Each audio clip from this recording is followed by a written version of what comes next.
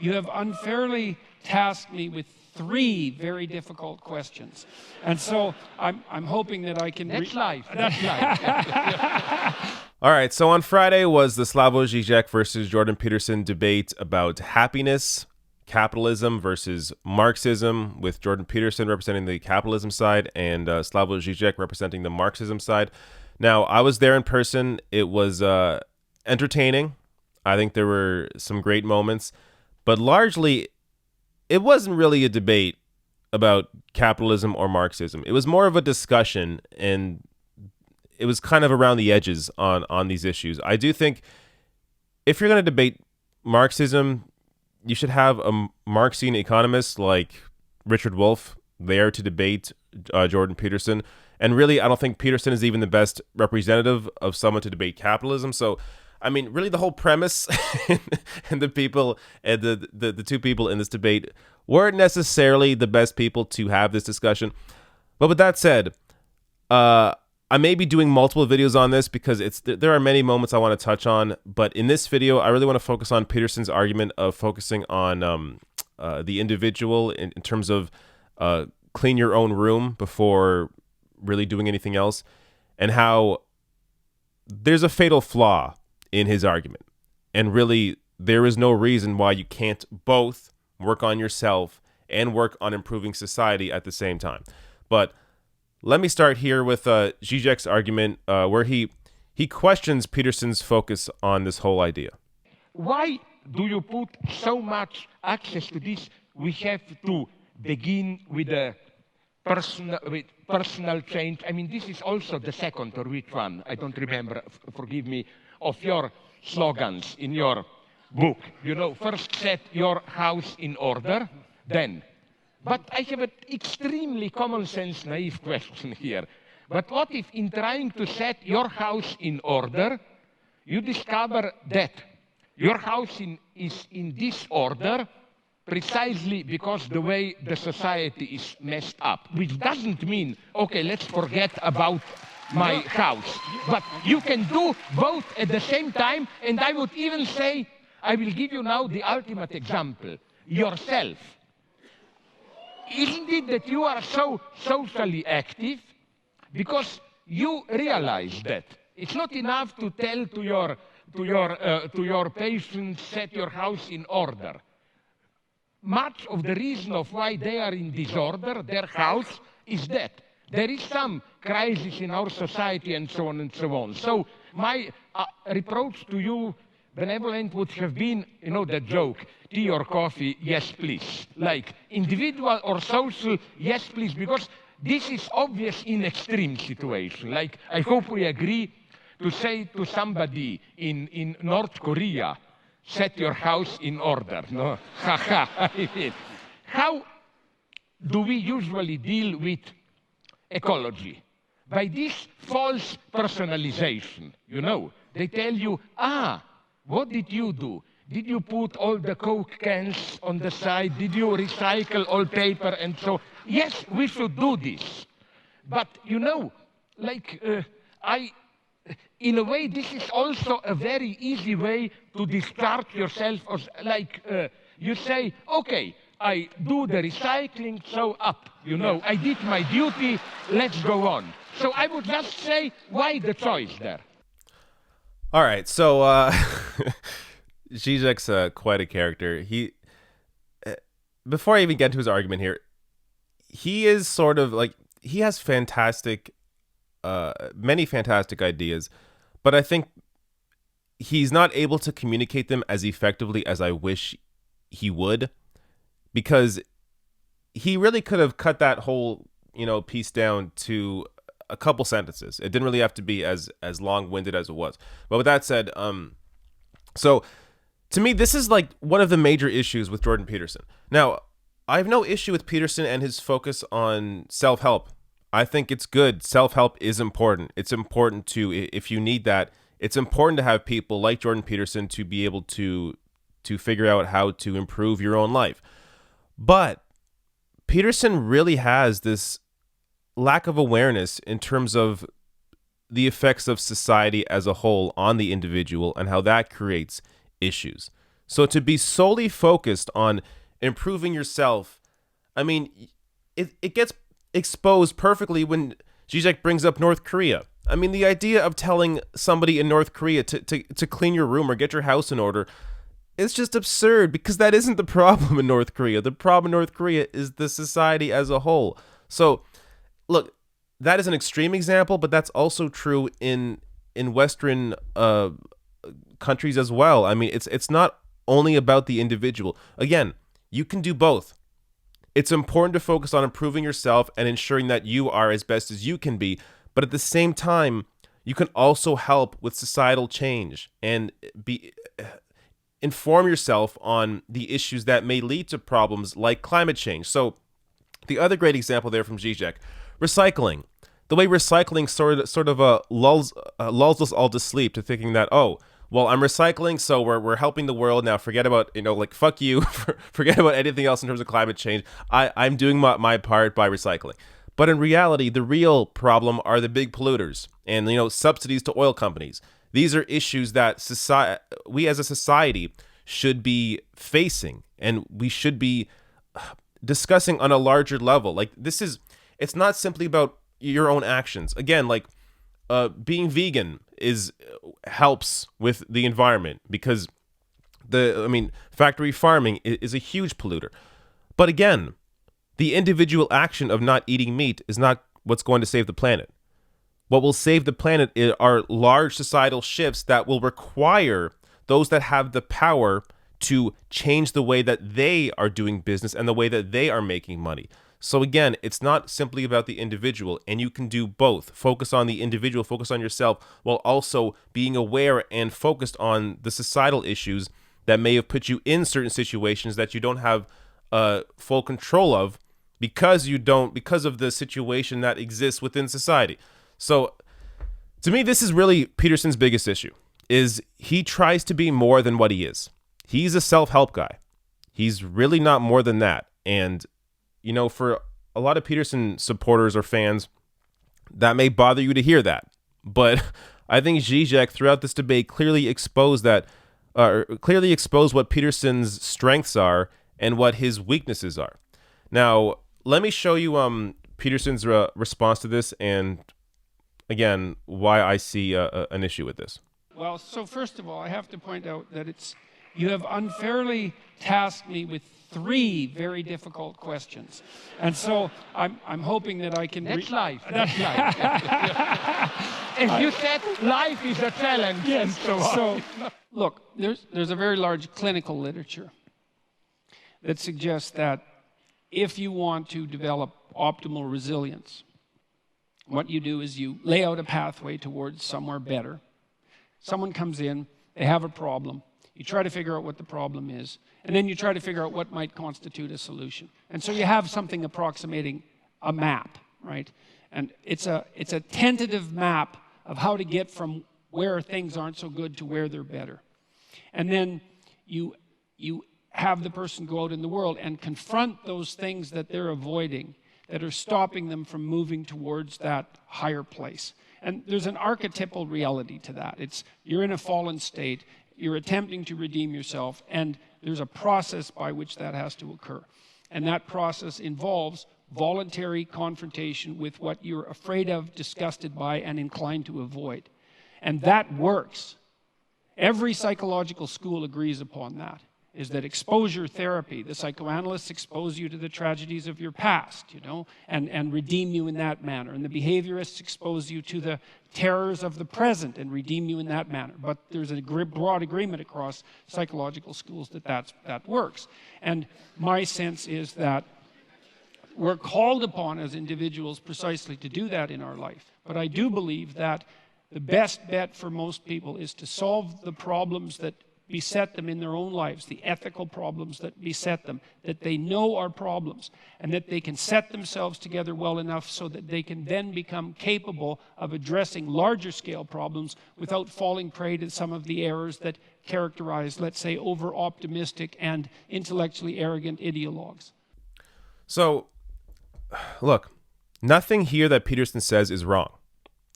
Focusing on yourself, improving yourself is good. And yes, it can benefit society at large. So, for example, I went through cognitive behavioral therapy because I suffered from social anxiety.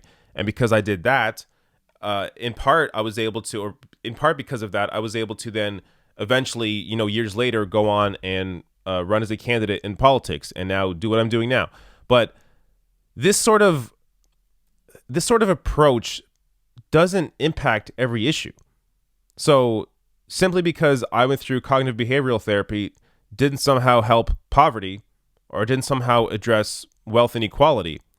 I mean, these are issues that you can tackle at the same time. You can both be aware of societal issues and try and tackle them through various social means, and you can also help to improve yourself. And look, a lot of Peterson's self-help stuff, you notice this from his supporters, from his fans.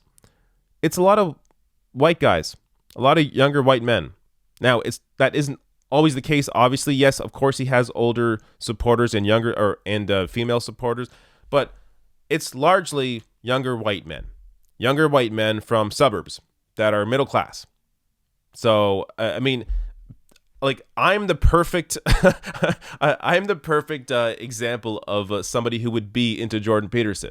So this is where I think he doesn't quite grasp what life is like for people outside of these situations where you are already born into a life that is pretty good.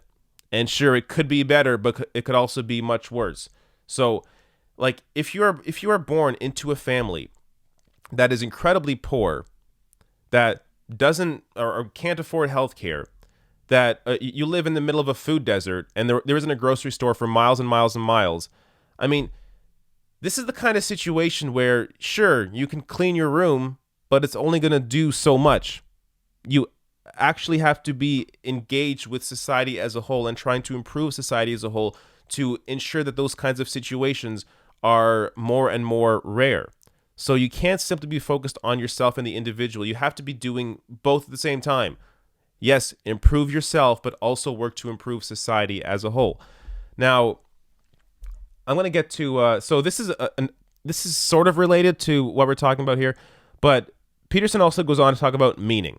And I'm showing you this because Zizek, I think, this was maybe one of the best moments after Peterson's clip that I'm going to show you. Zizek's response to this is maybe one of the best moments of this entire debate. But first, let me show you Peterson discussing the importance of meaning.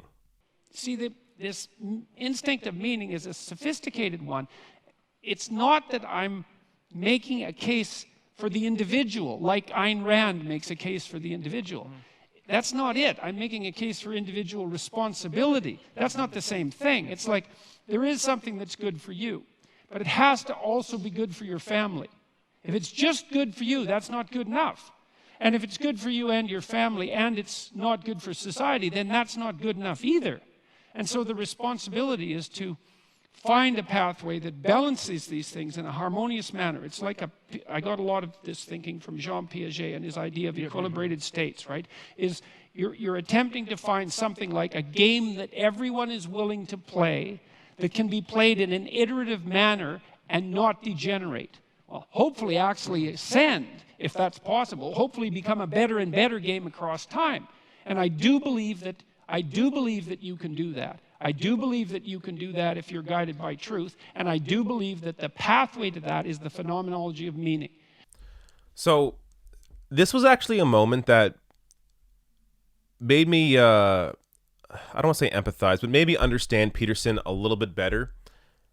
Because in the past, for me, it was sort of hard to tell if he was simply, in some ways a grifter and using his newfound fame to make money in various ways for himself and simply push a certain narrative because he found that to be popular, or if he actually believed what he's saying. And I do think he truly believes what he's saying, because here, what he is showcasing is that without even realizing it, he is saying that he thinks people are inherently good and that they are going to do what's good for society. If they do what's good for themselves and what's good for them, what's good for their family, they also have to do what's good for society. But who chooses what's good? I mean, this is the problem here. everybody has their own idea of what is right or wrong. So if you are doing what you think gives you meaning, what you think is good for society, because maybe you've been told what's good for society, again, it's hard to know what exactly motivates people. So this is where Zizek gets in. And honestly, I mean, this is one of the best points I think that Zizek made throughout the entire debate. And it's kind of long because Zizek tends to be long-winded, but it's worth listening to and grasping what he's really saying here. The danger here ideology can massively enter. You describe a nice situation. You are tempted or ordered or whatever to do something that you know it's wrong. But so-called totalitarian ideologies step in at this point and try to present to you that the true greatness is to do what you individually think it's wrong for the higher cause. You know who says this wonderfully? A horrible guy, Heinrich Himmler of SS. No, sorry, seriously. No, he knew the problem. Yes. German officers must do horrible things. Yes. Kill Jewish, and his solution was double. First, to let them know, as he put it somewhere, every idiot, okay, ordinary man can do something great, maybe, not all, sacrifice himself for his country. But his point was, but it takes a truly great man to be ready to lose his soul and to do horrible things for his country. Yeah. And I read some good memoirs of relatively honest communists who broke down when they were sent to the countryside famine in early 30s. And this is what they were told by apparatchik. You will see horrible things, children starving and so on. Remember, there is the higher cause, and your highest ethical duty is to overcome this small bourgeois sentimentality. And so here I see the danger of, again, my pessimism, false meaning, which can massively cover this false narrative. Second thing, also the solution by, I wonder if you share this pessimism of mine, another one by Himmler. You know what was his sacred book I read? He all the time had a special leather-bound copy in his pocket, Bhagavad Gita. He said his problem was this one. He puts it perfectly. Nazi officers have to do SS horrible things. How to enable them to do it without themselves becoming horrible beings? His solution was Oriental wisdom. To learn to act from distance, I am not really there. And this was the shock of my life. Based on this, do you know the book? I found a book, the guy then wrote many books, Brian Victoria, Zen at War. It's a shocking book, especially horrible for many so-called anti-Eurocentrists who claim our monotheism is guilty of everything, we need Oriental. Yeah, but that book is about apart from a couple of exceptions, the behavior of Zen Buddhist community in Japan in the 30s, early 40s. Not only they totally supported Japanese expansion into China, they even provided properly Zen Buddhist justification for it. For example, the one, you know who did this? No, you are not as old as me, I remember him, D.T. Suzuki, the great okay, he was doing this in the 60s, but as a younger guy, he was fully supporting Japanese militarism, and one of his justifications was this one, the advice of Japanese military to them to support Zen Buddhist training. Because he says, it's one of the most horrifying things that I've ever read, he said, sorry, don't take it personally, but let's say an officer orders me, if I were to tell this to you, it would be too obvious, so I pick you, I have to kill you, stab you with my knife. And he says, if I remain in this illusionary self, then I feel responsible, I kill you. But he says, if you are enlightened by Zen Buddhism, then you know there is no substantial reality. You become a neutral observer of your life, just a flow of phenomena, and you tell yourself, it's not that I'm killing you, but in the cosmic dance of phenomena, my knife is floating and somehow your knife falls. You know what I'm saying? This, I'm not disputing some spiritual greatness of Zen Buddhism. I'm saying how even the most enlightened this spiritual experience can serve a terrible cause. All right, so as I said, it was kind of long-winded there, but this is Zizek describing false meaning and how, you know, if you simply follow what you believe to be what you're supposed to be doing, it's not really a clear indication that what you're doing is actually good. So even if you're following what you think is right for yourself, that doesn't mean that's what is actually a good thing to be doing. So when you have, like, the example of the Nazis, like, imagining themselves outside of their own body in order to be able to kill people, I mean, that's the kind of thing where Peterson's entire idea of focusing on yourself and finding your meaning kind of falls apart, because it shows you it's not simply about the individual. It's not simply about finding your own meaning. It's also about really, truly understanding what is good for society as a whole. And some people are incapable of understanding what is actually good for society, or they are not. It's not that they're incapable. They are misinformed. They are being influenced by whatever forces that are around them to think that what they are doing is actually good. This is what I talk about all the time with people that do bad things. I say, I really, in most cases, except for like Roger Stone, for me is always like the perfect example of somebody who actually knows they're an evil person. But in most cases, most people that do bad things don't think that they are doing bad things. They think that they have convinced themselves that they are doing what is correct, that they are doing what is right. And even if they view something, oh, okay, well, I could be better in this way, they think that, well, to be pragmatic, or to do what to actually get things done properly, I have to do it this way.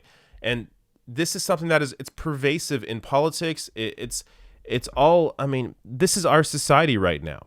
So this is why it's important to build movements and really have these people powered movements that are designed around various ideas. Now, in that same vein, you're going to have people, or you're going to have movements that are also negative, like white nationalist movements, and they think what they're doing is correct. But that's why, if you truly believe in the ability for people to overcome and really figure out what is best for society right now and going into the future, then you have to be involved and educate yourself in some way about society as a whole, and not simply just focus on yourself, which, again, yes, focus on yourself. Yes, self-improvement is important, and that's where Jordan Peterson comes in. But he misses, Peterson is absent of that idea that society evolves. Now, look, there is so much more in this debate I can get into, but there's a part of this debate where Peterson really doesn't understand that hierarchies change over time. That he looks at lobsters, lobsters have hierarchies, animals have hierarchies. That means it's completely normal for us to have a hierarchy right now in this capitalist society. But that hierarchy has changed over time. It was different under feudalism. It was different under hunter-gatherers. It can be different in the future. I mean, you put Peterson back in like the early 1900s, he'd be the guy talking about how, oh no, women shouldn't vote because this is the way society is. Hierarchies are just normal. Right now, men are at the top. That's how it should be. But I mean, it's like he really does not. It's hard to explain because I don't understand how he doesn't get it. Hierarchies are not permanent. They evolve. They change. Meaning changes.